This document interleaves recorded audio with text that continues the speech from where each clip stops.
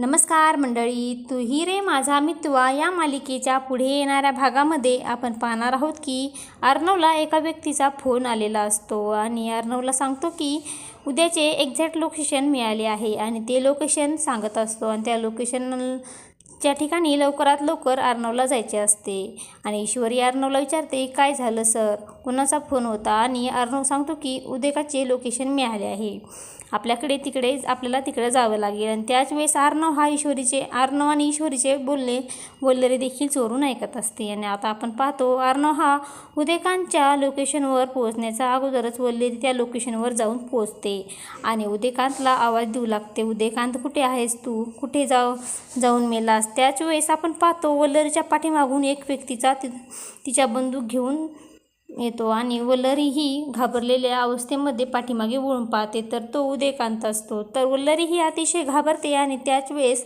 आपण पाहतो अर्णव देखील त्या ठिकाणी येऊन पोचतो. तो जोरजोरात दरवाजा वाजवू लागतो आणि बोलतो, उदयकांत लवकरात दरवाजा उघड. आणि त्याच वेळेस वल्लरी आणि उदयकांत दोघे घाबरलेले असतात आणि येणाऱ्या भागामध्ये वल्लरी उदयकांत सोबत रंगे हात पकडणार का हे पाहणे अतिशय रंजक ठरणार आहे. तूही रे माझा मितवा या मालिकेचे सर्व अपडेट पाहण्यासाठी आपल्या चॅनलला लाईक करा, शेअर करा आणि सबस्क्राईब करायला विसरू नका. धन्यवाद.